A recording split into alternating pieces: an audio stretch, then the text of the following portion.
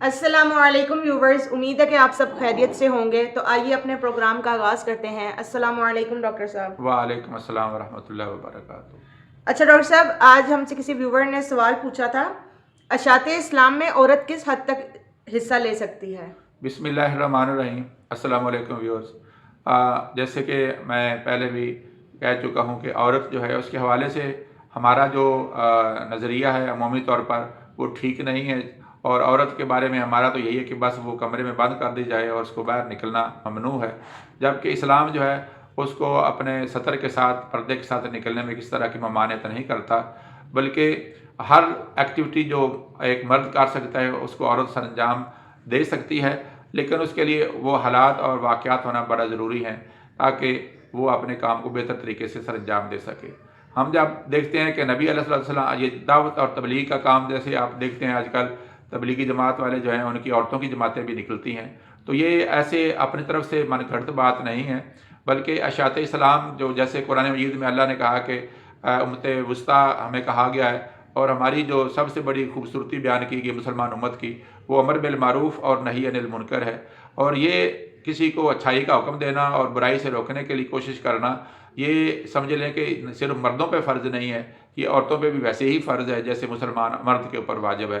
तो दोस्तों, इस हवाले से हम देखते हैं कि हमारे पास तीन चार मैं आपके सामने मिसालें रखूँगा कि नबी अलैहिस्सलाम की सहाबियात ने इस हवाले से क्या क्या काम किया। तो उसमें एक तो बड़ी बात यह है, वो हज़रत उमर बिन ख़त्ताब रज़ियल्लाहु तआला अन्हु का ईमान लाना है। और आपकी बहन जो थी उन्होंने बहुत ज़्यादा अज़ियत जब बर्दाश्त की, तो भाई को जब उन पर रहम है, जब उन्होंने कहा कि जो मर्ज़ी करना है कर लो, लेकिन हम इस्लाम से बाज नहीं आएंगे, तो फिर उन्होंने आपके भाई को इसकी दावत दी, जिसकी बिना पर हज़रत उमर रज़ियल्लाहु तआला अन्हु जो मुसलमान हो गए। इस तरह हज़रत उम्मे सलेम रज़ियल्लाहु तआला अन्हा जो कि रसूलुल्लाह अलैहि वसल्लम के रिश्ते में खाला या फूफी बनती हैं, उनको जो उनके पहले खामद थे, ये हिजरत मदीना से नबी सल्लल्लाहु अलैहि वसल्लम से पहले जब हज़रत उमैर रज़ियल्लाहु तआला अन्हु जो थे, मसअब बिन उमैर सॉरी, वो मदीना में गए हुए थे, तो ये उस वक़्त मुसलमान हो, उससे भी पहले मुसलमान हो चुकी थी। और अपने खामद को इन्होंने बाकायदा हज़रत अनस रज़ियल्लाहु तआला अन्हु के वालिद जो थे उनको दावत दी, लेकिन वो नहीं माने और वो रूम की तरफ चले गए।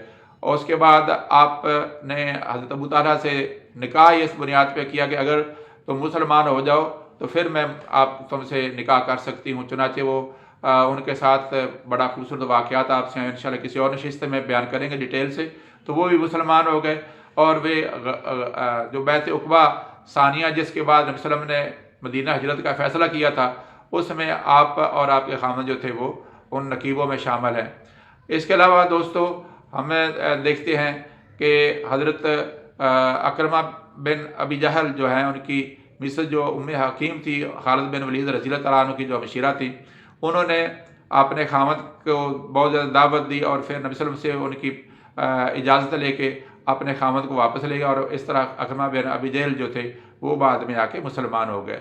तो दोस्तों, ये इस तरह से हज़रत सदीक़ा और दीगर उम्महातुल मोमिनीन का नज़र आता है कि अशात इस्लाम में और दीन की तबलीग में उन्होंने तदरीस का बाकायदा सिलसिला शुरू किया। तो ये हम देख सकते हैं कि मुसलमान औरत जो है वो पूरी तरह से जो मामलात हैं दीगर उनमें बढ़ चढ़ कर हिस्सा ले सकती है, लेकिन शरीयत की हदूद को मद्देनज़र रखते हुए, अपने सदर का ख्याल रखते हुए। सही।